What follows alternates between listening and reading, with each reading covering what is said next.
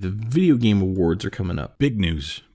Annual event. The nomination list is here, and what I did is I'm going to run right off of the Game Awards nominees list from the bottom of the page. Because if if we're talking about these, and I don't know why they did this either, at the very top of their page they list Game of the Year, and you don't want to start off an awards show with that. You want to start off at the bottom, at the small stuff. The supporting actors, the soundtracks. Yeah, the grip, the the key grip awards and the best man awards. When I'm looking at that list at the very bottom, the first thing up is the content creator of the year. So this is kind of like our area, right? If we were about 30,000 times bigger than what we are in Twitter, and if we played a metric ton of Fortnite. Yeah, that's like I'm looking at this list of people that are the creators. There's one on there I've never heard of, and the rest of them I know mainly because of their Fortnite play. Well, and to be honest, here, let me read the list, and then we'll get into that, because the list of content creators up for this are Dr. Lupo, Myth, Ninja, Pokimane, and Willy Rex. Yeah, I've never heard of Willy Rex. So which was the one that you don't? Yeah, Willy Rex. Okay, that's never heard of him. This is a clear winner for me, but you go ahead. Oh no! Okay, is it a clear winner that you would vote for, or is it a clear winner as in who's going to win? Oh, for me, it's clear winner as in the person who has gotten by far the most press, the most news, the most visibility this year. So you're leaning towards Ninja. But the thing is, yes, I am leaning towards. The thing is, Ninja has been very much on top of things and mostly in the press and stuff. But he's not falling, but he's kind of on a backslide at the moment. There's a lot of stuff going on that he is.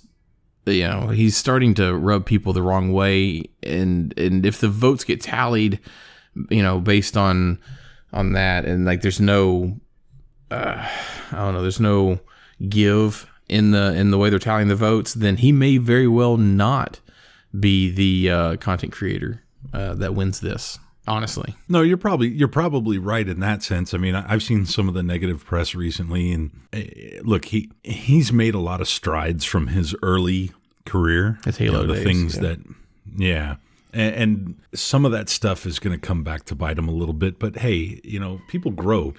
Nobody's perfect. Yeah. Well, I mean, the recent thing was that he's doing a lot of the threatening to get people banned in Fortnite. Like he's throwing clout around, and it's kind of rubbing a lot of people the wrong way. So sure, there's that. But you may very well be right, because he is pretty much like a household name when it comes to this stuff. I can tell you who I think. Okay, so he will probably win.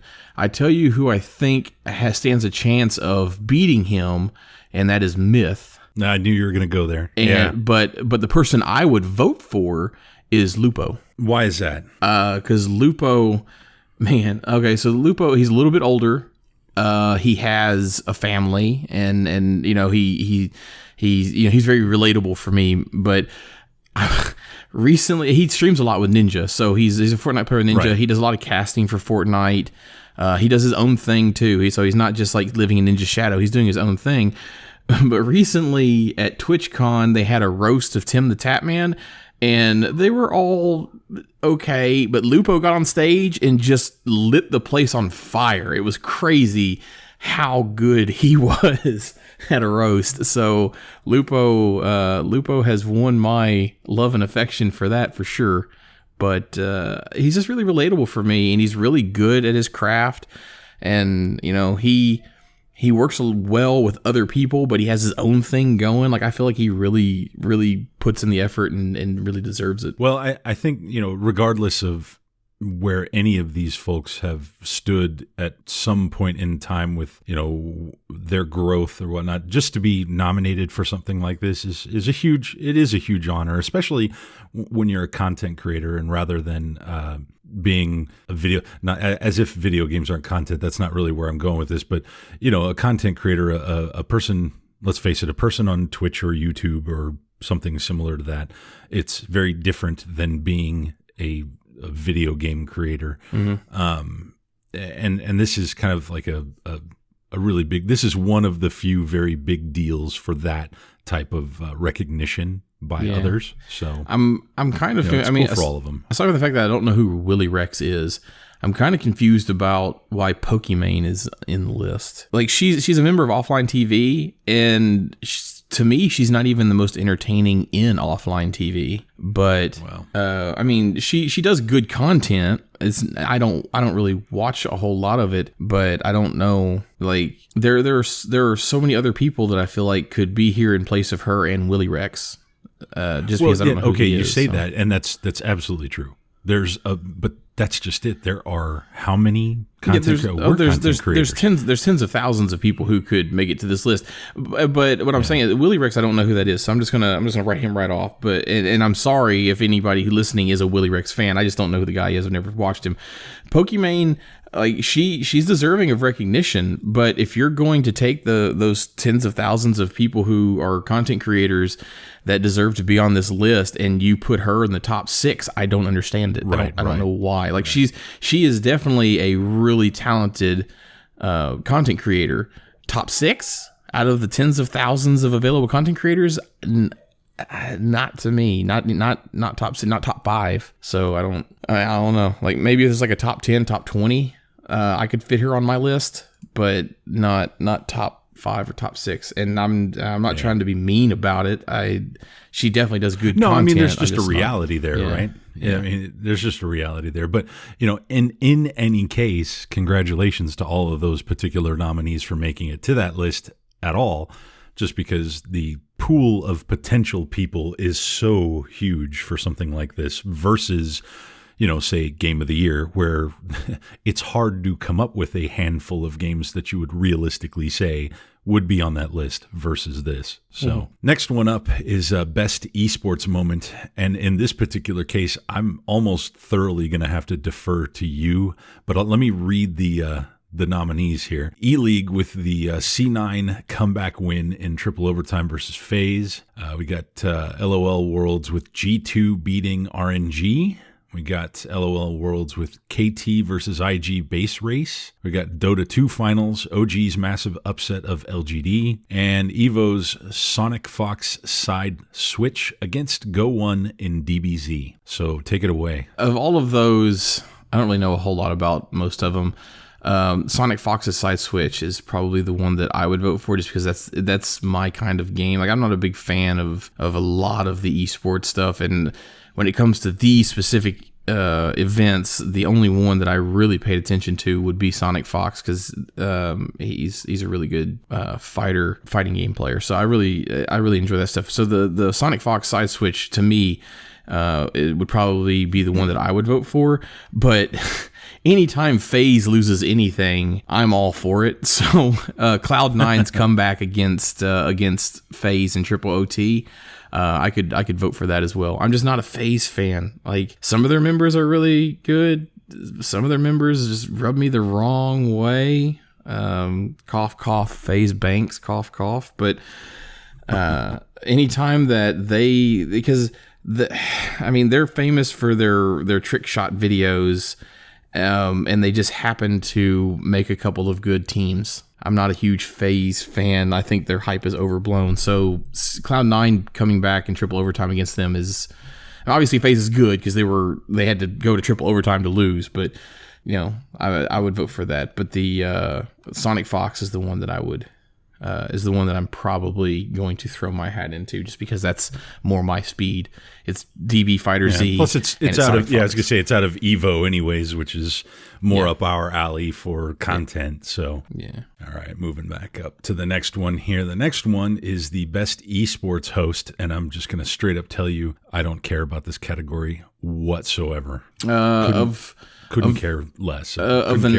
Of the names that they have listed, I would go with Golden Boy. I really like Golden Boy. I like his story. I like his passion for things. Like when he was going over the idea that somebody with his upbringing is doing what they love. You know, when he was a kid, he wanted to do this, and now that he's getting to do it, it's amazing to him. And he broke down into tears talking about how appreciative he was to have this opportunity and to see his name like on television when it was being broadcast on cable. Like, it was just overwhelming for him. It's like, I love that. I love that story.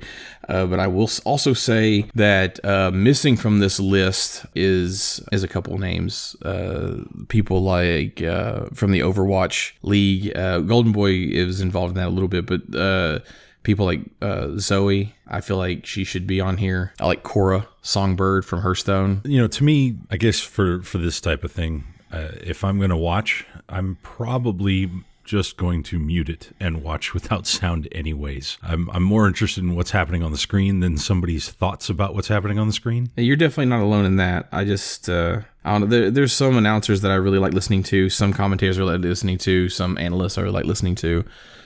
So I will listen to them, but there's plenty of them that I turn off or mute. Well, and no, say this again the way that you said for the others, no offense to anybody that might be a fan of any of these. It's just not my cup of tea, not something I would rather do. I'd rather just mute it, watch it while I'm doing something else, and just have it running in the background or something similar to that. So, but congratulations to everybody that's in that list. I'm sure that it's an honor just to be nominated. The next group the next nomination category is the best esports event, and out of that, we have E-League Major Boston 2018. We got EVO 2018, the LOL World Championships, Overwatch League Grand Finals, and the International 2018. I'm probably going to jump immediately to EVO just because fighting games and my love for that particular genre. Although I'd probably give Overwatch a close eyeball on that. Yeah.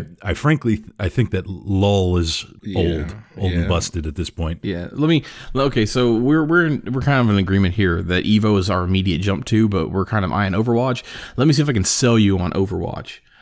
Okay, go ahead. Because the Overwatch League is doing something that's really never been done before. They are franchising cities like the National Football League does, where each city has a team and they have their team colors or team logos, and they do a season of matches. And you have like different divisions and stuff that rivalries that are coming out of this. And they're not separating divisions as of yet, but that's probably coming because they've just signed like a whole bunch more teams. And they did a playoff style and then ended in what is essentially a Super Bowl type grand final. Right. That is leaps and bounds towards legitimizing esports. Like, esports had a big foothold beforehand, but Overwatch League is showing you, hey, we can do esports almost the same way you do regular sports. And that's a great idea. I love the idea behind all of that. I think they're probably a year or two away from that being fully mature. But honestly, it's right there. It's on the cusp. Now, they might even take this particular year's award just because Overwatch is really, the new hotness. Mm-hmm. But kind of in general, I still think it's maybe just a smidge early for them. But, who knows? The thing about this is this particular award is going to go to what fan base can muster enough participation in the voting. This is essentially the same as the first one we talked about, where we don't where we want a particular one to win and we think one deserves to win, but it's basically going to come down to like the ninja of sporting events, like which one has the bigger fan base voting. And honestly, it's probably going to be League of Legends or the Invitational. Yeah, you're probably right, except for the fact that League of Legends should be done by now. It's overstayed its welcome in the spotlight anyways. I mean, by all means, play the game if you want the game. Although I find it to be both it and Dota to be pretty much procedural at this point. Yeah, I mean you can't even join a match of any kind on those without literally following a script. Whereas you take something like Overwatch or EVO, it's a little bit more dynamic. I'll say that's probably the best word I can give it. Those things, those genres those types of games, fighting games and team shooting, that type of stuff, it tends to be a little bit more chaotic, and especially Overwatch, where you have the best intentions, but no matter what you do, there will be things to spoil it. Same thing for fighting games. You go into a match with the best intentions, and you can be as technical as possible, and you can try to stick to a script, but you better be prepared to be dynamic. Whereas with, MOBAs are not like that at all. MOBAs are pretty much, to the book every time. And then, of course, we're not really talking too much about E-League. That's a Counter-Strike global offensive major. It's been around, Yeah. Well, I mean, it's by no means small or insignificant. It's 23 teams, so it's... Yeah. No, it's not that. It's just, I don't know. I find that to be rather pedestrian.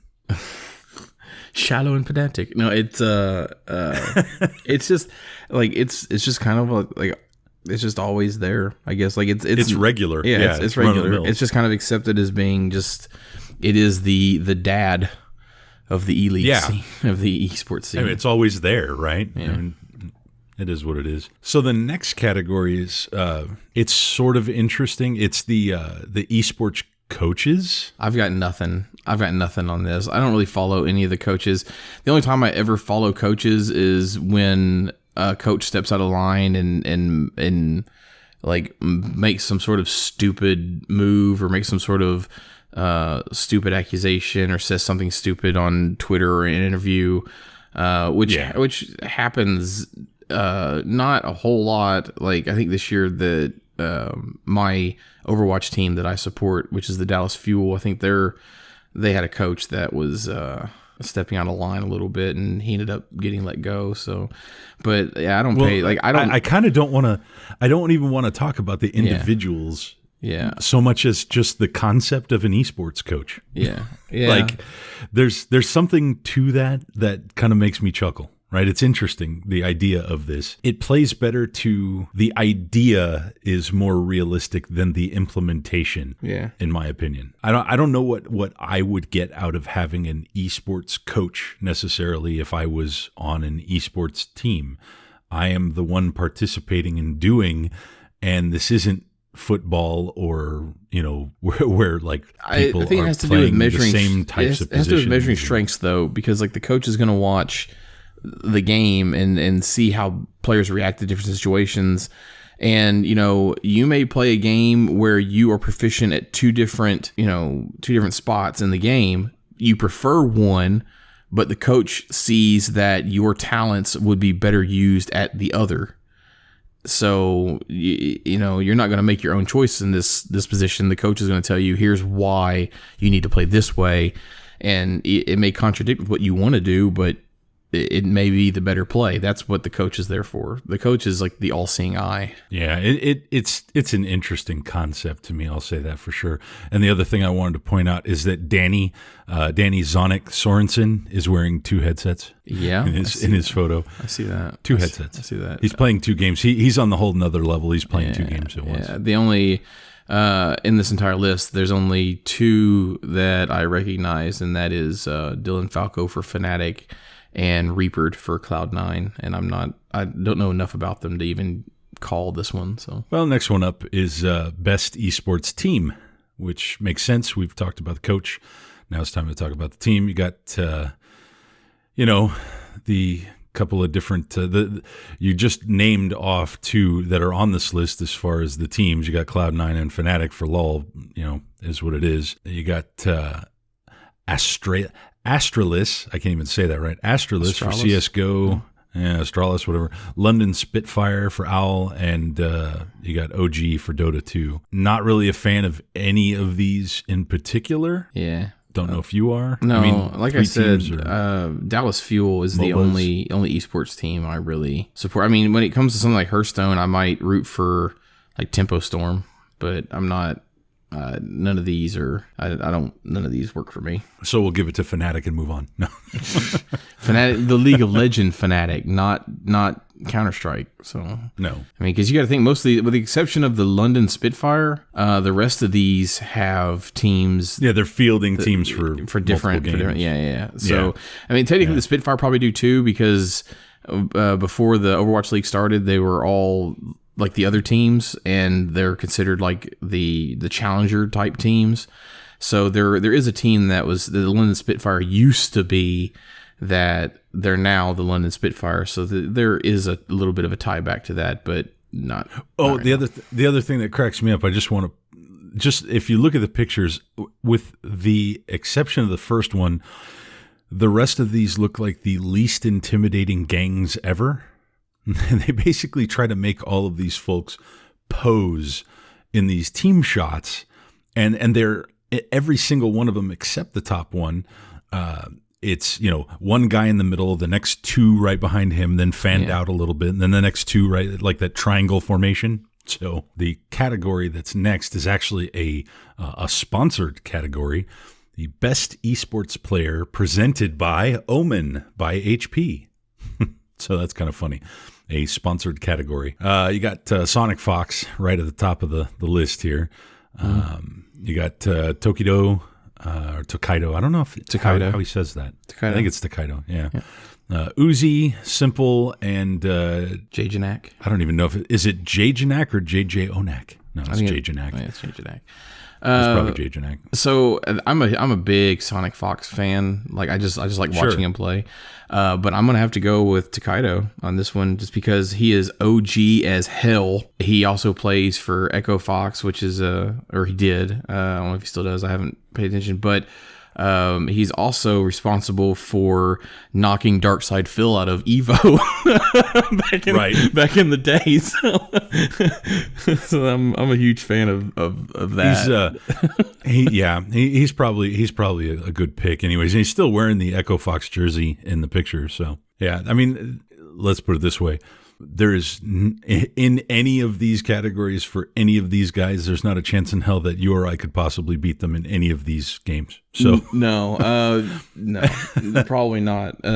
Least of all playing Takido in Street Fighter. There's no, or like we would just get annihilated. Yeah, I watched Sonic Fox played some Blaze Strangers, and like the only way his opponents beat him were chaining 100% combos. Yeah, that's the only time I saw him ridiculous. Lose. Now we start to get into some of the really good stuff here. We actually start talking more about games themselves. We've got the best esports game. I'm going to go through the list of nominees here. We got CSGO, huge surprise. Dota 2, oh wait, another huge surprise. Fortnite, which shouldn't be on this list.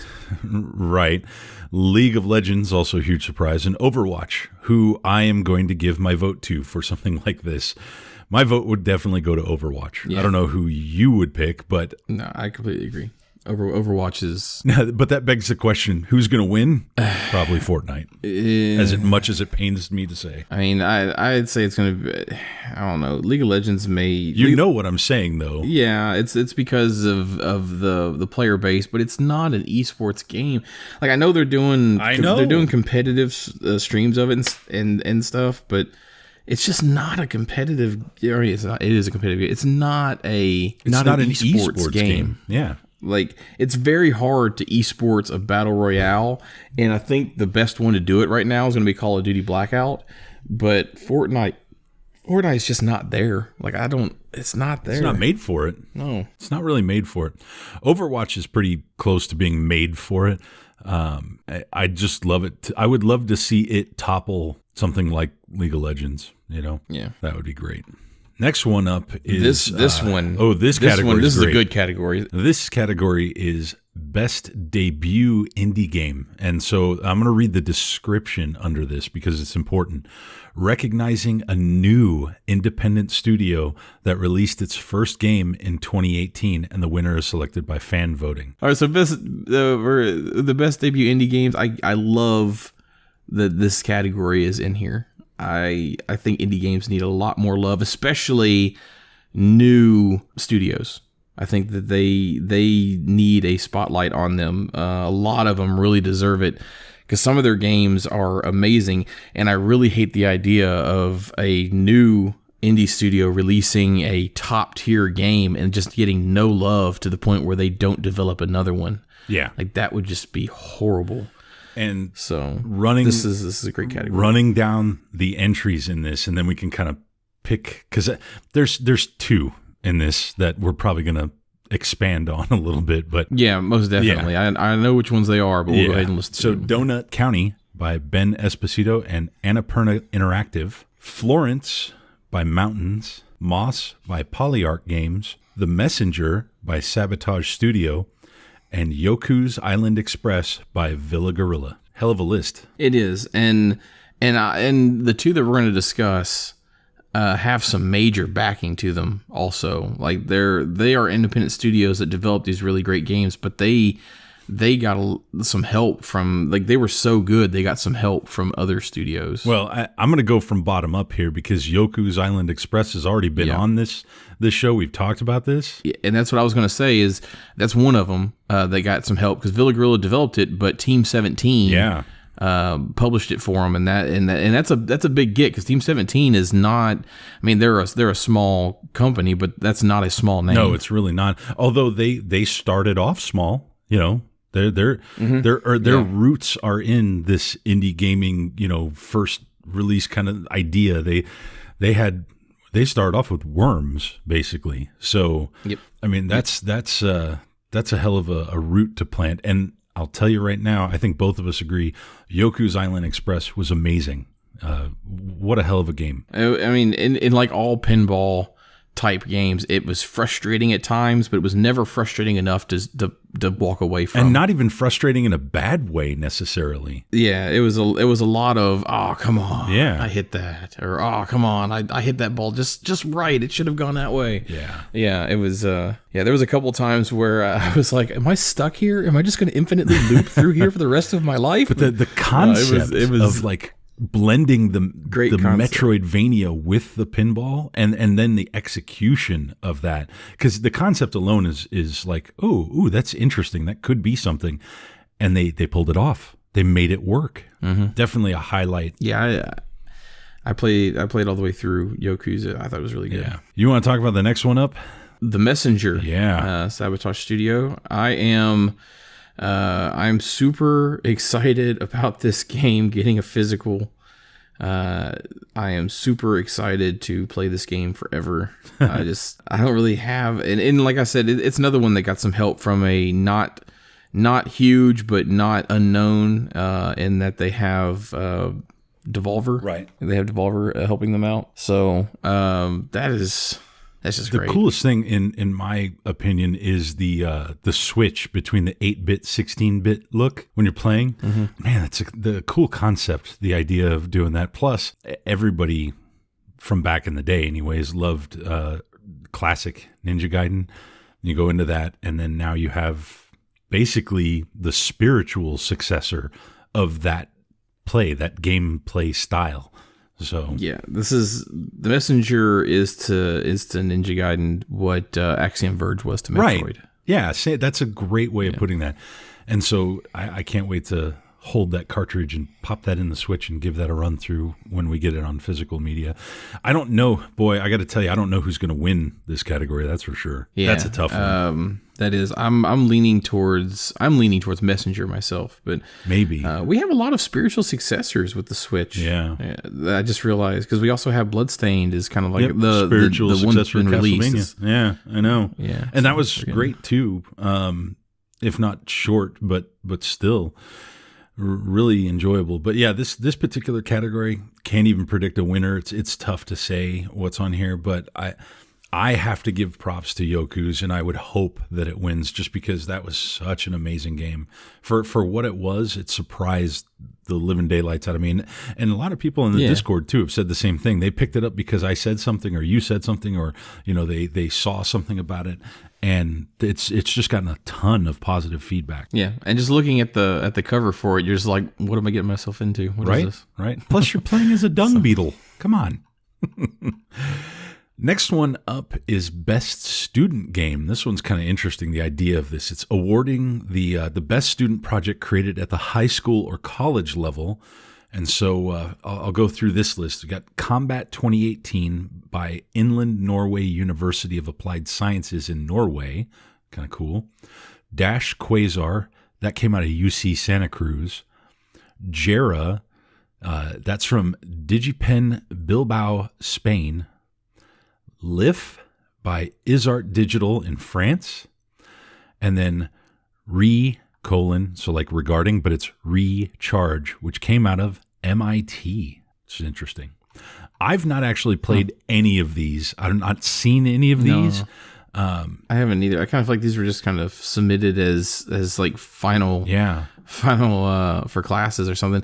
I have heard of DigiPen, though not the one in Spain. I've heard of the one in Washington State. Interesting. And then of course MIT as well. UC Santa Cruz is UC Santa Cruz, but I haven't played any of these, though. I'm not surprised that they look as good as they do, being, I don't want to say amateur, but being student level. I think some of these look, show some promise. Some of these look amazing. Like Lif, the screenshot for Lif, that kind of screams like play me or check this out. I'll tell you that. The screenshot out of Combat 2018, does that remind you of a specific phone game? The art style for that, Crossy Road, kind of looks like Crossy Road, doesn't it? About. But no, I wouldn't know. I've never heard of that game. Liar. No, I really haven't. You've not seen Crossy Road? Man, I don't play a ton of mobile. I don't either, really, but I played Crossy Road. You should play Crossy Road. I've not. Maybe one day. Yeah. I mean, the only quote unquote mobile game I really play is Hearthstone. So, and that's not really technically a mobile game. It's just a game that's been made for mobile. Well, good luck to everybody in that particular category. Student games. I'm sure they put a ton of heart and soul into that. And these are all, when you get to something like a student game, it's a passion project for them. So. Yep, and just keep on doing what you're doing, and maybe we'll see them go into the category before that, which was that debut indie game. Who knows? That'd be something. Mm-hmm. Next category up is Best Multiplayer Game. And this one, it's for outstanding online multiplayer gameplay and design, including co-op and massively multiplayer experiences, irrespective of game genre. So you got COD Black Ops 4, you got Destiny 2, you got Fortnite, Monster Hunter World, and Sea of Thieves. This is an interesting mix. Some of the old, some of the new kind of stuff, See, this one... I'm okay with Fortnite being on. Well, it is a multiplayer game, right? So, I wish that, in my opinion, a superior game of the same genre would have appeared, and that is PlayerUnknown Battlegrounds. But Fortnite I'm okay with them being on this one. Destiny, I am very let down with. Destiny 2. Yeah, very let down by that. Actually, Call of Duty Black Ops. I was going to say, I'm not even sure Fortnite is. I mean, they might be the favorite going in, but I don't know that it's a full-on lock, considering how well Black Ops 4 has done. Yeah, I don't. Sea of Thieves burned out super fast, very quickly. And I love Rare. I wish it had gone better for them. I don't see that. It wasn't really a Monster finished Hunter game, World, right? So I mean, it was kind of half in the bag. And Monster Hunter World is a phenomenal game. But the big draw to it is not its multiplayer. And it doesn't have that size of audience either. Right. But it is a phenomenal game. It definitely deserves some awards, just probably not a multiplayer award. Right. So as far as I'm concerned, this one is really going to be between Black Ops 4 and Fortnite. And in that instance, I'm definitely giving it to Black Ops.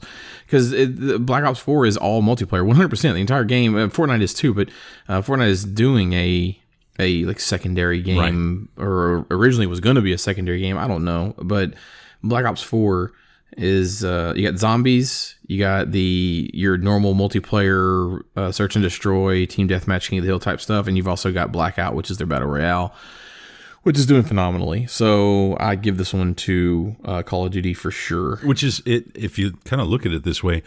It's almost like Call of Duty has kind of come back from the dead, almost. That they were on that downhill spiral for the last few years. A lot of the CODs just haven't done that well, and then this comes out and kind of surprises people. I almost bought it.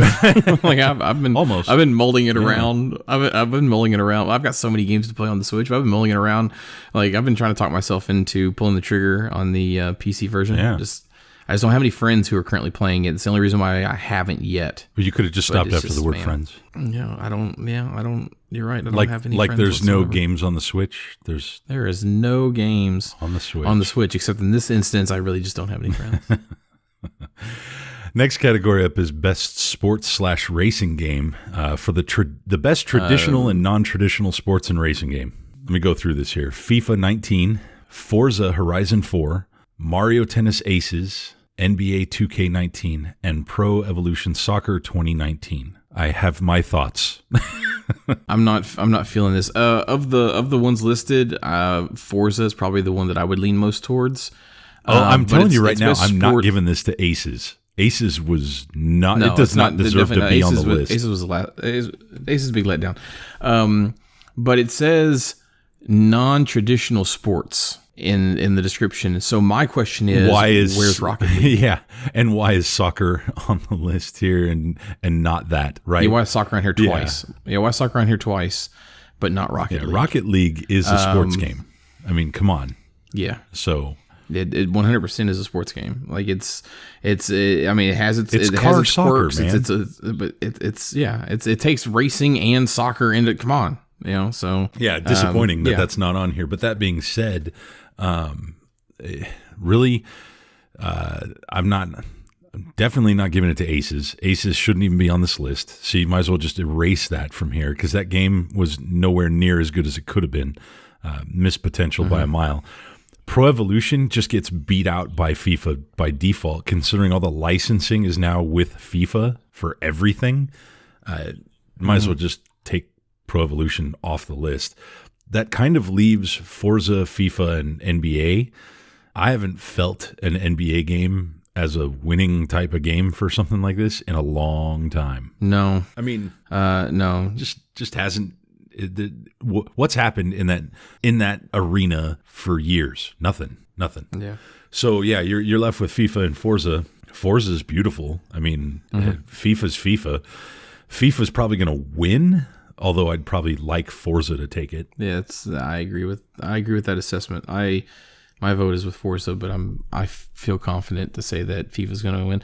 Why two soccer games? I don't know. At the very least, they could take Pro Evolution off and put Madden in. At the very least, just to give you a little bit of a choice, because it's just not. I don't know. I can't describe it. It's very weird. It'd be interesting to see if there's any sort of upset in that. All right, next category up is Best Strategy Game. This is the best game focused on real-time or turn-based strategy gameplay, irrespective of platform. This one's got a couple of neat choices in here. The Banner Saga 3, Battletech, Frostpunk, Into the Breach, and Valkyria Chronicles 4. I want to kind of start off by saying I love what Banner Saga has done.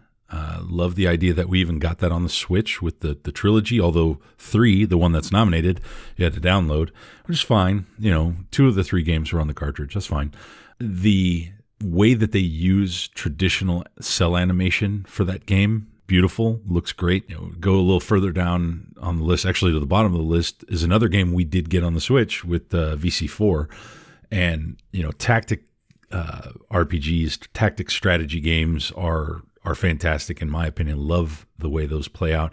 I didn't put any time into VC4 because I've got a huge backlog of games to go through. Some pretty strategic right now about what I'm playing, trying to pick some shorter run games, especially with all the time I spent on Dead Cells.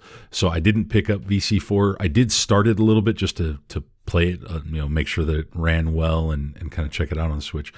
I like it, just not playing it. Interested in Into the Breach. I've watched a little bit of it. Haven't really played it. And I didn't play the other 2. As much as I love old school Battletech stuff, I didn't play it. I have played none of these. None? Not one? Not even a little bit? None of them. No. I have played previous entries in the Banner Saga trilogy. Did you play the earlier VC games? No. Oh, man.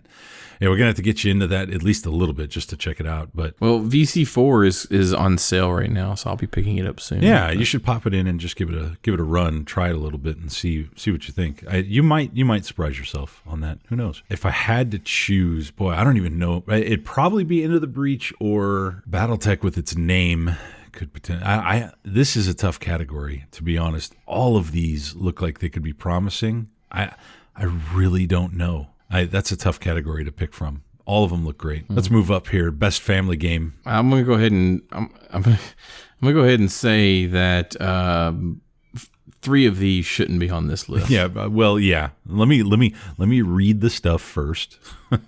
Best family game. For the best game appropriate for family play, irrespective of genre or platform, we got Mario Tennis Aces again, Nintendo Labo, Overcooked 2, Starlink Battle for Atlas, and Super Mario Party. So Mario Tennis Aces, I don't think should be on here. Just because of how much of a letdown it was. I understand why that one's on there. That one I give like a pseudo pass. I don't agree with it.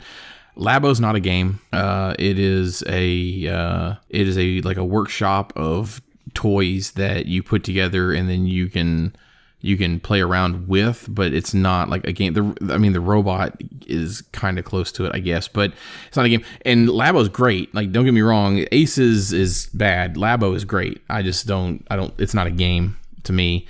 And Starlink Battle for Atlas is not a family game. Like, I guess maybe if you want to let your kids build the ships or something, but if you buy this digitally, like, how are you playing? You can play 2-player, but yeah, why? It's not really, how are you playing with a family? Like, that's not what that is. At least with Overcooked 2, you can get like a 4-player game on if you want, because you can have a 2-on-2 match. Yeah, Overcooked 2 is definitely, yeah, it fits, should be on there. And Mario Party, I'm giving a pass. Well, I'd say you give it a pass because it says best family game as a category, but I think that Super Mario Party makes enemies. Well, most multiplayer games do. It's true. It's perfect for family. So it's my personal opinion, Overcooked 2 is the standout in this list. Yeah. But I would say Mario Party or Labo is going to take it. I don't know if Labo takes Hopefully this. Between those two. Yeah. Well, I mean, hopefully between those two, it's Labo. I see Mario Party winning it, but hopefully between the two, Labo takes it. I would like to see Overcooked win, though, just because that's the only one I feel like is really... The most interesting thing to me about Super Mario Party this particular go-round is they showed a little bit of promise in... They were kind of coming back to what made the original Mario Party game so great, but they didn't quite take the bus the entire route. You know, they kind of got off halfway. Good try, but it didn't really get there. I think Overcooked 2 is the winner in this category from what I would like to see. I don't know what actually takes it, but that's my vote. Moving up, we're getting into something that we know a little bit more about. Best fighting game. This is for the best game designed primarily around head-to-head combat. We got BlazBlue Cross Tag Battle, Dragon Ball Fighters, or Dragon Ball Fighter Z, depending upon how you want to say it, Soul Calibur 6, and Street Fighter 5 Arcade Edition. Okay, I have 2 questions about this list. One, why is it only 4 choices when we had so many good fighters come out? And 2, why is Street Fighter 5 Arcade Edition on this list? It is old as dirt. It's a great game, sort of, but it's old as dirt. Like, it's not new. Soul Calibur just came out. Dragon Ball Fighter Z just came out. BlazBlue just came out.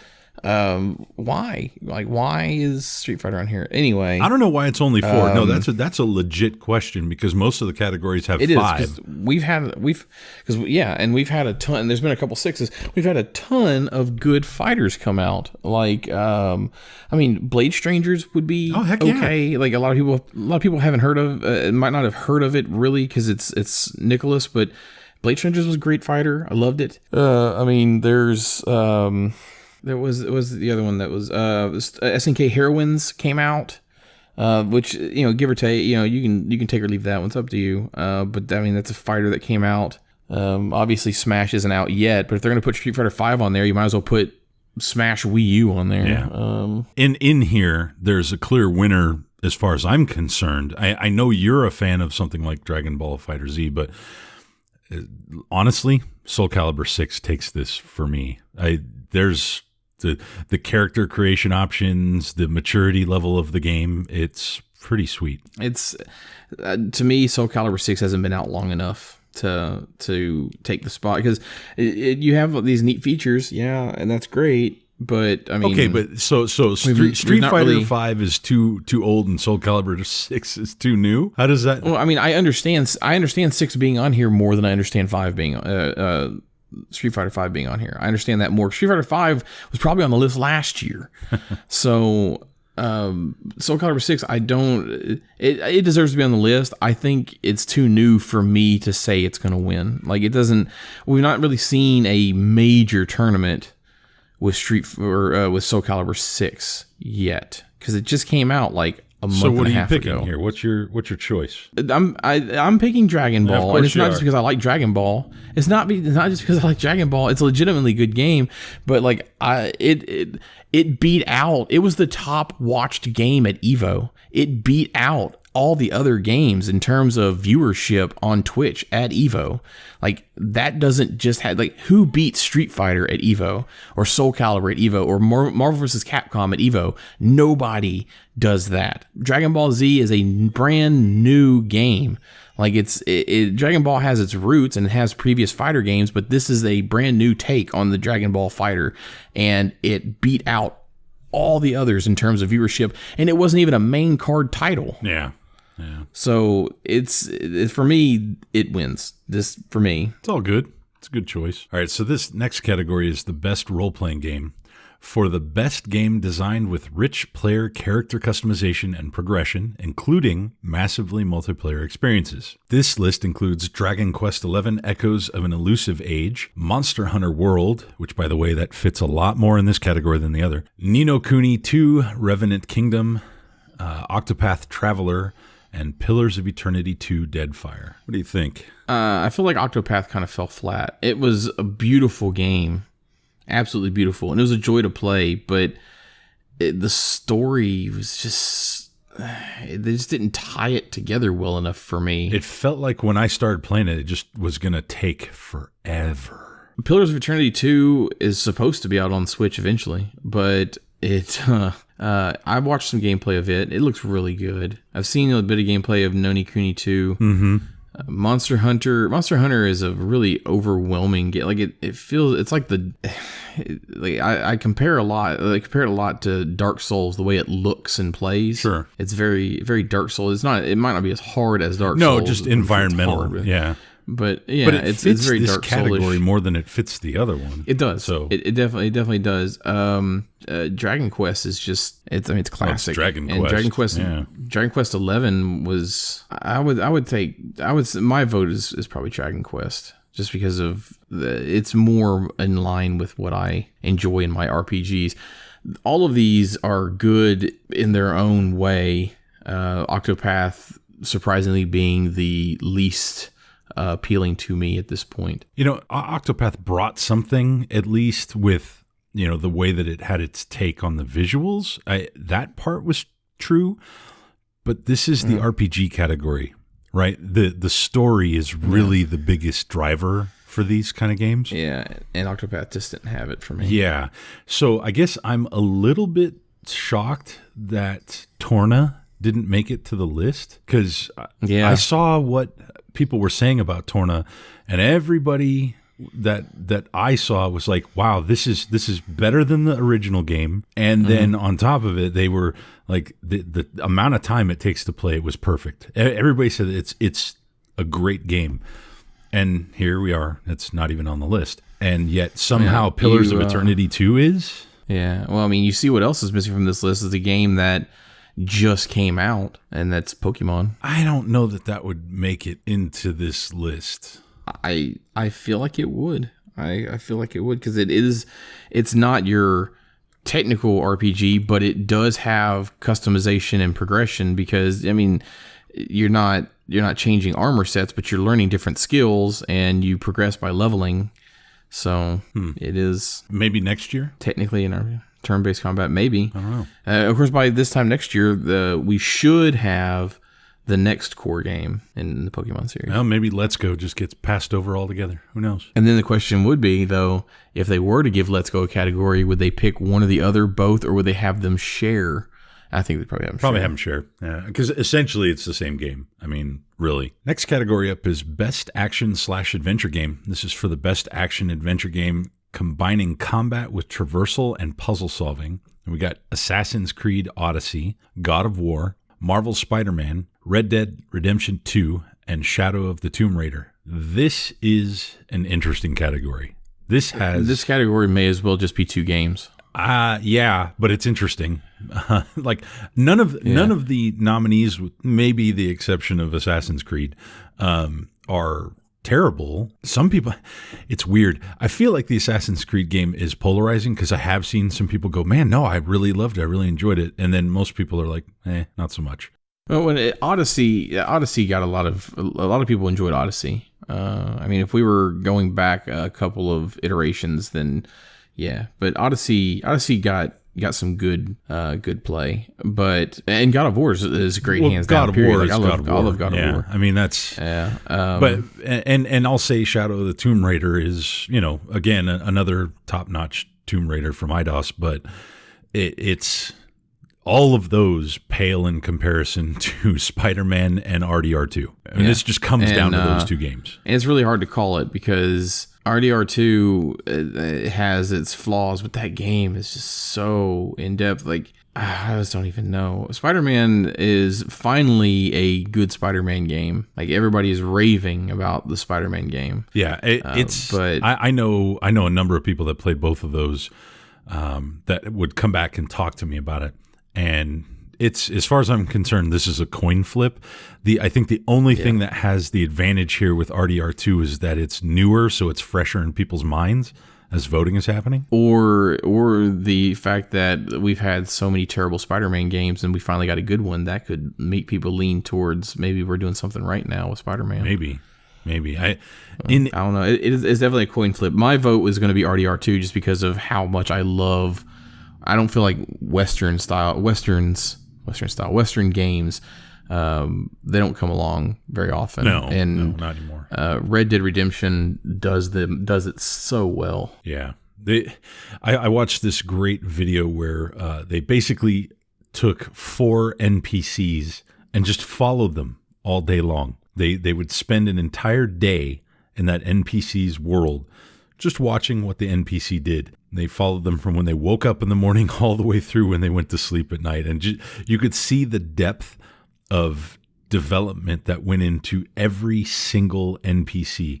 Most games, an NPC does like one of two things. Either they are standing in the same place the entire time for the whole game, or they're on like a loop of some sort, right? They're walking some sort of pattern where they literally just like walk in whatever pattern, and then if you stop them, they might say something, and then they'll go through their pattern. There's been a few games that have added to that, right? Like Skyrim had a little bit of extra where they had a home. They might have gone to their home and gone to sleep or whatever.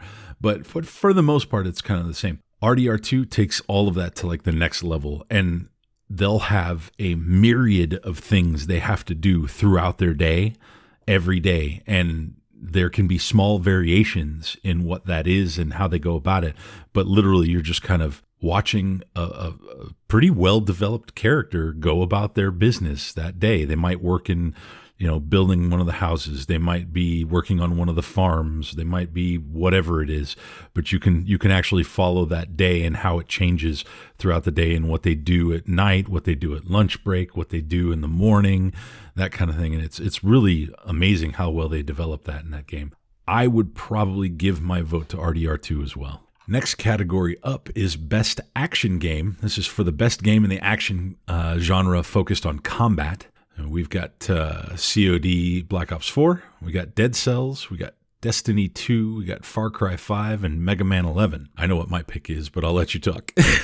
Yeah. I don't feel like Call of Duty needs to be on this list. It is an action game, but it's not its focus. It's a combat action game, but its focus is multiplayer more than combat. Mm-hmm. Honestly, like it's a multiplayer game that centers around combat, but at its core, it's a multiplayer game. Right. Period. Right. Destiny 2 just needs to stop being put on lists. Far Cry 5, I can get behind that. I like the Far Cry series. Mega Man 11. Nah. Well, okay, Mega Man 11. Mega Man has its fans. Mega Man 11 returned to classic Mega Man roots, minus the stall jumping when you're going into bosses. But the game itself, like it's not. Only one of these is really fresh. Like all of these are like tried and true. Oh yeah. In fact, only one of these is not a sequel. Yes. So Dead Cells. And it's Dead Cells. Yeah, Dead Cells is the only one that brought something new to the table. Like Far Cry 5 is a great story. But it's a great narrative. But it's a far cry from something new. I wasn't going to say that because that's lame. But the Far Cry is established. Like Far Cry 2 expanded on Far Cry 1, Far Cry 3 expanded on Far Cry 2. They just keep doing the same thing over and over, essentially. And they add little bits and pieces here and there. Mega Man 11 is, you really can't revolutionize Mega Man too much because I will say that Mega Man 11 felt very Mega Man-ish, and it did what it did really well. It's just that I don't know that you can put it in the category of some of these other games. But Dead Cells, let's talk about Dead Cells here for just a moment. Because you mean let me listen to you talk about Dead Cells. Because honestly, you played it as well. So Dead Cells is, for what it set out to be, is possibly the best game of its kind. And I'm saying that a specific way because it definitely sets out... Roguelite action platformer? Yeah, it sets out to be a very specific thing. There's no doubt from the get-go that is exactly it. Like, they are going for that experience. So get used to dying and get used to starting over and over again. But at the same time, like, the gameplay itself is hands down the best platforming and action game I've played in ages. The running, the jumping, the hitting, the bow shooting, all the different weapons. It's fantastic. It always felt fresh every time I went through it. It's not a small feat to do that in this day and age, in my opinion. But I mean, you played it. You went through it. Yeah, it was one of those rage-inducing games to me. It's just, but in the best way. Yeah, like I always wanted to keep going back and play it, but yeah, there's not really much more I can expand on. It is a great game that set out to do something that it pulled off really well. Yeah, so I'm just going to say I hope my for vote it. Yeah, I hope it's got my vote, and I hope that it wins.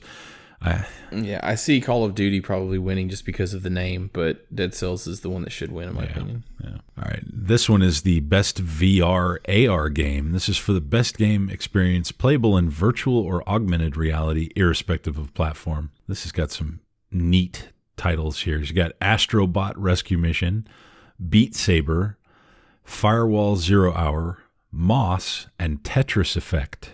So let me just say that I don't own a VR system, but I have checked out gameplay for both Beat Saber and Tetris Effect, and both of those look great. They both look like they would be just a blast. Beat Saber is very close to convincing me to buy a VR headset. Right? That's how much I like the idea of Beat Saber. Yeah, it just looks cool as hell. I've got really nothing to add to any of these. Beat Saber is Beat Saber is where it's at for me. Yeah, Tetris Effect, I'll say, just like it's pretty. It's super pretty, and I mean the screenshot there is beautiful. Oh yeah. So plus it's Tetris. It's Tetris, man. So you have that. All right, let's move up to the best mobile game, which is interesting to see some of these, but I can tell you who's going to win. Yeah, I know, but let me read them off here because we got best mobile game. This is for the best game playable on a dedicated mobile device. So we got some names that we've seen already: Donut County, Florence, Fortnite, PUBG Mobile, and Reigns Game of Thrones. Yeah, I don't really play mobile games, but I can tell you that Fortnite's going to win. Pretty much. And the main reason I can tell you that Fortnite's going to win is because, one, it's Fortnite, but two, like, I go to a doctor's office and there's somebody in the waiting room playing Fortnite on their phone. I go to the grocery and there is a kid playing walking Fortnite next to their parent and playing Fortnite on their phone. Like, I can't go anywhere and not see somebody. I went to a restaurant and heard people complaining that they couldn't play Fortnite on their phone because the person next to them was playing Fortnite on their phone. Like, it's just, it's everywhere. It is everywhere. It is everywhere. And you're right. It's probably going to take it. So, which is a shame because I'm sure that these other games, at least some of them, are fantastic. But it's Fortnite. And I'm also a big Game of Thrones fan, so I might actually look into Reigns. Well, we're looking at getting Reigns is coming to the Switch. So, like, not the Game of Thrones pack, but Reigns in general. There's like 2 other ones from Reigns that are coming. So that's hitting the Switch. Okay, so the next one is going to be a real interesting category. We've got the best independent game. So this is for outstanding creative and technical achievement in a game made outside the traditional publisher system. And wow, this list. So we've got Celeste, Dead Cells, Into the Breach, Return of the Obra Dinn, and The Messenger. Wow. All of these are candidates for great. I mean, they're just amazing all around. I don't even know, man.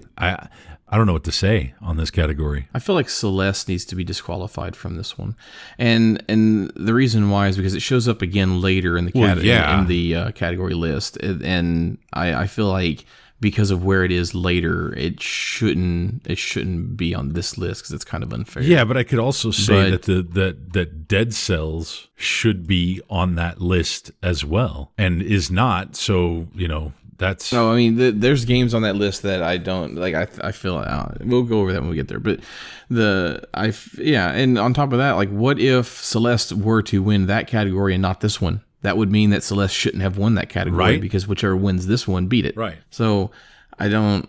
I know it puts a quandary up for you, but let's just evaluate that as is. You know what? Return to Obra Dinn. There's my. Let's go. I'll just put that one down. Let's go. No. Really, in all honesty, it comes down to Celeste and Dead Cells, and everybody loves both of those games. I mean, they're both amazing. It's almost a real shame for Dead Cells that Celeste is in this list, is all I'm going to say. Yeah.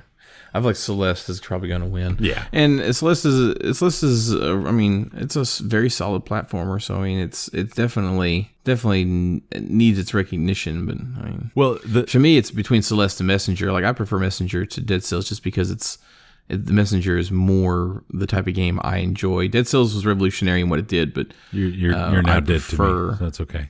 No, I mean, it's not.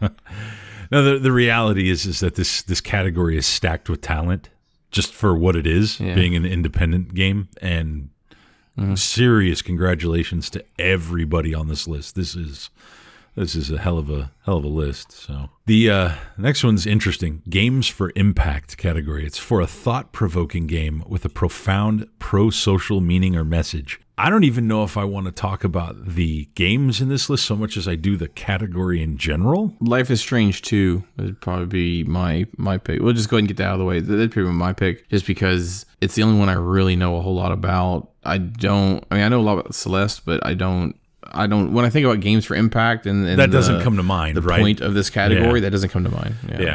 But what is this category really about? I mean, why do we have to have a pro-social meaning game? What is that? I don't even know why this category exists, is really what I'm getting at. Yeah. I don't know it either. And there's plenty of other games that could be on here. Right. If they, I don't know. Like we just got done playing a game that should be on this list, in my opinion. Oh, probably. It's pretty amazing, but we'll talk about that at some point. Next one up is Best Performance. So this is awarded to an individual for voice acting, motion, and/or performance capture. So this is always kind of a tough one, a category like this, because you really have to know each performance to make a judgment here. And I feel like a lot of people vote based on just whatever their favorite game is. Yeah.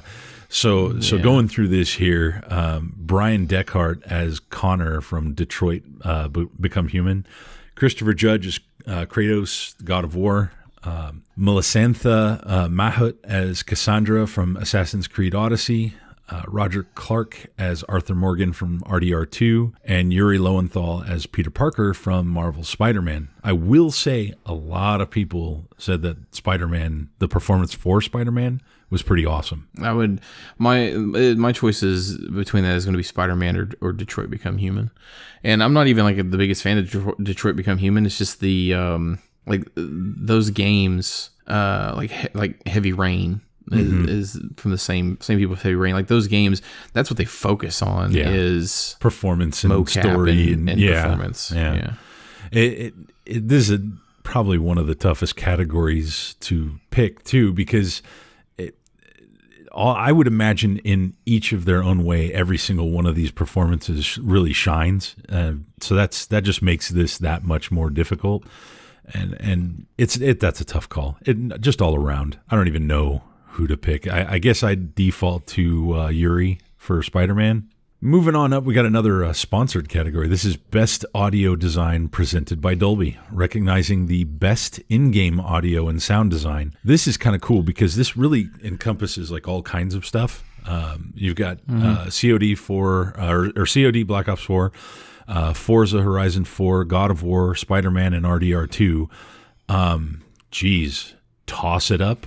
Could be any of these, really? Yeah, I'd like to.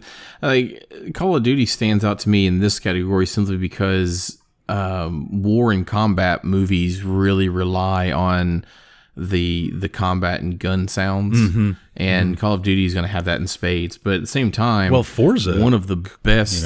Yeah, that's what I was getting to. One of the best movies to watch in surround sound is Days of Thunder. Oh yeah, with all the cars. Car sounds and stuff are so amazing. So Forza, and I guarantee you that Microsoft Studios and Turn 10 and Playground Games, I guarantee you that they put a lot of work into making that game sound as realistic and as beautiful as possible, just because that game, the beauty and realism of that game is a huge focus. Well, plus you have the backing of Microsoft Studios here with that, and they invest. I would say that's going to be that's my takeaway. One of those two should probably win, and the other games are great, but those are the two. When I think about sound, those are the two that stick out. Yeah, no, I would agree. God of War might get there. I mean, you've got these battle combat sounds from them, and so, I mean, but you've also got Spider-Man, which has like city sounds, which would be kind of neat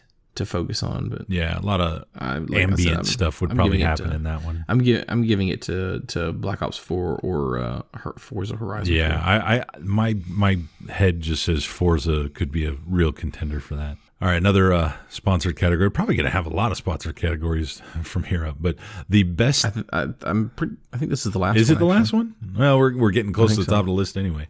The best score / music presented by Spotify for outstanding music inclusive of score, original song, and or licensed soundtrack. We got Celeste, we got God of War, Spider-Man, Ni no Kuni 2, Octopath Traveler, and RDR2. Lots of good choices here. A lot of potential. I haven't really played a whole lot into some of these games to know how good the score is. I mean, Octopath was a beautiful game, and it seemed like it had some really good, well-timed, well-placed musical scores. But without playing a whole lot of any of these games, my go-to is going to be Red Dead Redemption 2 because of the score from Red Dead Redemption 1. Red Dead Redemption's music kicked in and played the right song at the right time so much. Like, I felt like I was watching a Western movie half the time when the score would come up, like "Bury Me" on in Old Mexico or whatever that song. When that came on, when you first cross over into Mexico in the first game, oh my God, it was like awe-inspiring. Yeah, the beauty about this type of thing is you can go one of two ways, right? You can have a soundtrack that is doing what you're saying and just provides that emotional oomph for the game, or if a soundtrack is crafted the right way, it stays out of the way of the game. Like it does another type of job where instead of allowing a game to feel empty, it fills that void without really guiding your emotion and just sort of is there in a sense of like, I'm going to stay out of the way of the gameplay. I'm going to be appropriate for it, but I'm going to stay out of the way of the gameplay. I'm not here to serve in that respect. I sort of feel like Celeste, for the most part, might be something like that, or even Spider-Man might be something like that, where they're allowing you to do those pieces of the game, to play and experience that, and not necessarily get in the way of that. Whereas something like RDR, when it presents a score like that, is actually there. Its purpose is to augment that feeling that you're going to have. And I think both approaches are appropriate depending upon what you're trying to go for. Mm-hmm. Either way, nice slate of games listed here. Be interesting to see who wins that. For sure. Best art direction. This is for outstanding creative and/or technical achievement in artistic design and animation. And to be honest, once again, you just have this slew of games that could, any of these could really grab this. Assassin's Creed Odyssey. You've got God of War, Octopath Traveler, Red Dead Redemption 2, Return of the Obra Dinn. I want to jump in on this one and say the one thing that I really think Octopath did well was how they had the lighting and depth of field set up in their game, and I would give this to Octopath because it visually did something to a style of game that hasn't seen an update like that in years and years. There hasn't been something that outstanding. That was going to be that was gonna be my say too. I give this Octopath because it says outstanding creative and/or technical achievement. Octopath was not a technical achievement, but it was a very creative, artistic design and animation. Very creative because they took an old style and revitalized it. It stands out. Like the rest of them are definitely great artistic design, but that's the main draw to Octopath for me is the art design. Just there were scenes in that game that were just picturesque to the point where you could easily make that your background, your wallpaper on your screen without even trying. And it wasn't one or two; it was over and over and over. Moving up to best narrative, this is for outstanding storytelling and narrative development in a game, and this is where it starts to get real interesting. You get Detroit Become Human, God of War, Life is Strange 2, Spider-Man, and RDR 2. That's a tough choice when it comes down to narrative. For me, I feel like they all have really great story, but I feel like Detroit Become Human, like it focuses on the narrative. Doesn't Life is Strange 2 as well? I mean, that would be... Yeah, Life is Strange 2 does as well, but like Detroit Become Human is just... the game's kind of built around that. Is that where you're going with that? Yeah, the game is built around that.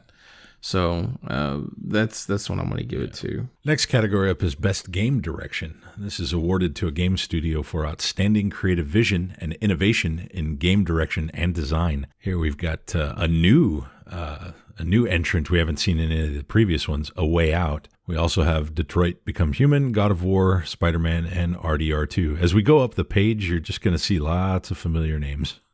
Way Out's not even out yet. Apparently, it's enough. It's enough to be nominated for game direction. Maybe it is. Maybe I'm thinking of a different game. Because this one is out. It came out in March. So there you go. I stand corrected by Google. So best game direct. Yeah, by Google, not Phineas. Well, I mean, yeah. See, yeah. See, this time we'll fix it live. Yep, that's right. Best game direction, though. So creative vision and innovation is kind of a different, take on a game, right? You'd sort of have to be able to see the vision that they were trying to express when you look at this kind of category. Oddly enough, I kind of want to give this one to Spider-Man, even though I think Detroit Become Human could take it.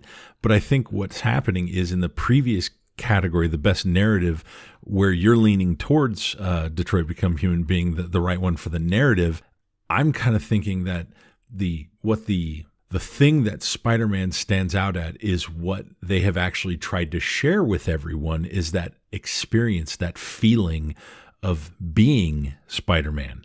right? And that's not an easy thing to achieve, to not just, get the web shooting right and the swinging right, but the idea that you are Spider-Man, that you get to be the superhero and do things the way that Spider-Man would do it. It's clear when you see the gameplay footage and when you kind of watch how he behaves as you control him.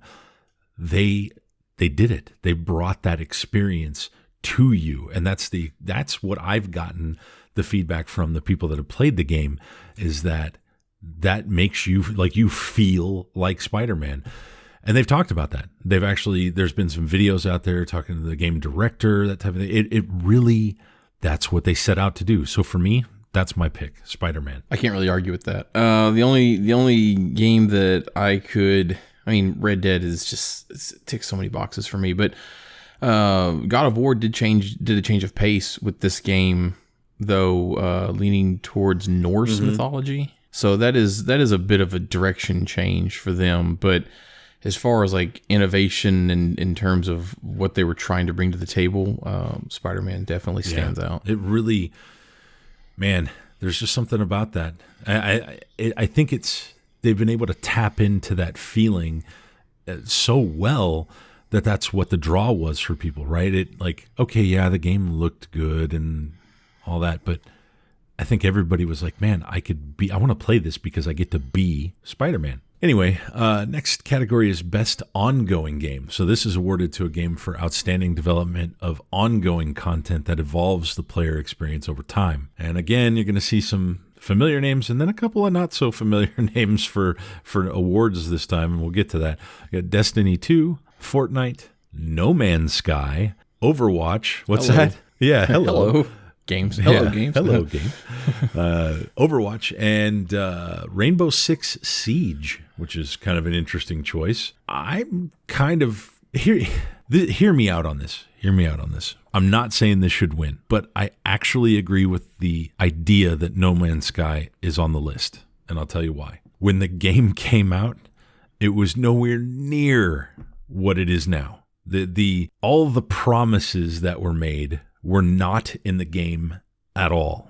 And they have spent every waking moment since release backfilling on their promises. Now, that doesn't excuse the fact that they released a game that had nearly nothing they said that it would. That was terrible and abysmal, and it should never have happened that way. However, I do kind of commend them for the effort after the fact, that especially in the wake of what people were saying. Should it win this?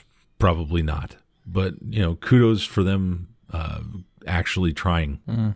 I can get behind that, I guess. I will also go back to my previous statement of Destiny should not be on any lists. Rainbow Six Siege kind of caught me off. I would actually prefer to see The Division on here, which is another game that didn't deliver at first or staggered when it was delivering, that has sort of turned around and recaptured the fan base that they originally had. I feel like it kind of needs a spot on here. Although Fortnite did have Thanos. Oh, shut up.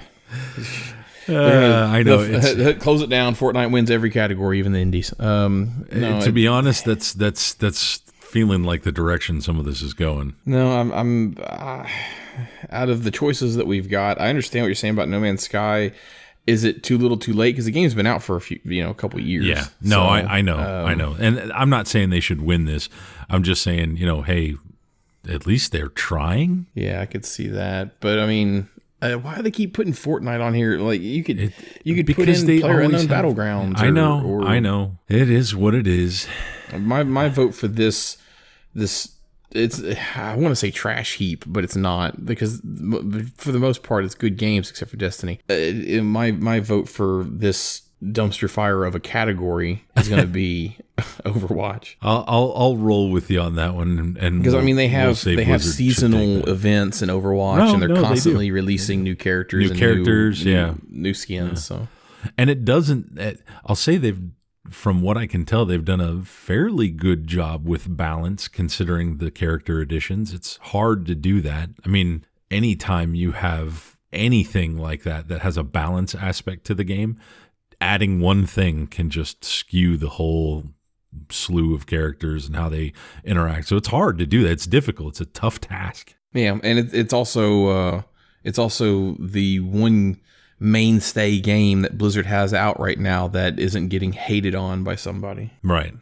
I mean, obviously there's haters for it, but not mainstream hate not like in the what same Diablo's way. getting, Yeah, or not in the same Diablo, way. Hearthstone, and Warcraft are getting absolutely fried. Yeah. Well, we are here. We are at the top, the pinnacle, the peak, the top of the list. Game of the year. The tippy top. The tippy top. These games have made fat stacks of cash. Fat stacks of cash. Game of the year, recognizing a game that delivers the absolute best experience across all creative and technical fields. And I got to be honest, 3 of the games should be on this list. The others probably not. We got Assassin's Creed Odyssey.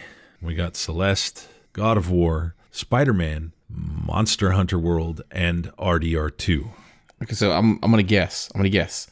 The 3 you think should be on this list are gonna be Red Dead Redemption 2, Spider-Man, and God of War. No, you got 2 out of 3. You got 2 out of 3. So instead of God of War, Monster Hunter World? I know you're not thinking Assassin's Creed. Nope.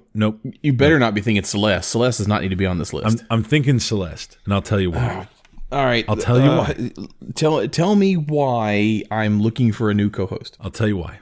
It's just to piss you off. Just to piss me off.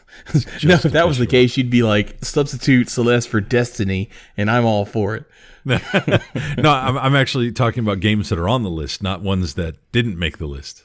No, Celeste actually had this phenomenon with regards to streaming, which is a big deal right now. You know, there was a point in time when if you were to tune to Twitch where like half of the freaking streams on there were Celeste. And that doesn't happen that often with a game of that type, which is why I was kind of interested in that. I think that speaks a lot to it. I would argue that we've had another game in the past year that did the exact same thing. But for a different reason. No. For a different reason. No. You're talking Dead Cells, right? No. What game I'm are you talking Cuphead. Cuphead was all over Twitch for the exact same reason. It's probably true. It was a beautiful game that was hard, and it used classic art and a platformer. It's the exact same reason. Except for the fact that it's locked into literally 2 platforms. But that limits the audience. That is true, but look at God of War. That's 1. That's true. That's also true. Well, look at Spider-Man. That's also 1. Yeah, so is Spider-Man. No, it's a tough call. I don't know that Celeste is going to win because, frankly, I think the battle here is between Spider-Man and RDR2. That's my guess. That's knockdown drag out right there between those 2, right? How in the world do you say that either of those truly is better than the other? I don't know that you can. I will say Spider-Man is going to edge out RDR2, and the reason why is because Spider-Man was a console mover. This and is RDR2 you could play on different consoles, but a lot of people weren't going out and buying a console just to play it. There were a lot of people who went out and buy, and they even made a Spider-Man specific PS4. Beautiful PS4 Pro with the Spider logo. So Spider-Man was a console seller. RDR2, if RDR2 had come out on a new platform that hadn't been adopted a whole lot yet, then maybe it would sell consoles, but Spider-Man did. Well, there's one thing we can agree on is it is between these 2 games. Yes, there's no doubt. Yeah, there's no doubt. So the battle is on. The battle is on. I think the freshness of RDR2 also has something to say in that vote. I don't know which direction it says it, but I know that it has something to say about it. Man, hell of a year to have a matchup like that. I'll just put it that way. Could you imagine, being involved in the creation of either of those games, having yourself nominated, and then noticing the other game in the category? Like you see all the others in that, you see all the other nominations, and you're just like, yeah, okay, but that guy over there, that's who I got to go up against, and they know it. They know it. So hell of a choice here. It's not quite the same as the battle we had last year when it was between Mario Odyssey, and Breath of the Wild. Breath of the Wild, yeah. Yeah, I mean, that was an easy battle to say, okay, well, at least we know Nintendo's winning. Yeah. And they're getting second place. I mean, that was an easy choice in that particular case. In first but row, yeah. And I'm not really sure which way this goes. I don't know. Coin flip for me. Coin flip. Could go either way. Is there anything that you're surprised isn't in this Game of the Year category? In Game of the Year, Super Mario Brothers 2. Super Mario Brothers 2. Yeah, right? Yeah. No. More donkey. More donkey. Yeah. More donkey. He should be the one that announces the winners, just so he can say Super Mario Brothers 2. That would be great to give him the envelope and he stands on the stage and opens it up, and like there's no game though here that starts with an S, so he can't like tease it like that. So I guess Spider-Man, you could say Spider-Man. Super Mario Brothers 2. No, I don't know, man. Those two games definitely deserve to battle it out here. Thanks for checking out this quick OTS Bitcast. For more content from this month's episode, you can check out the full podcast right here. Don't forget to like, comment, and subscribe. Thanks for listening.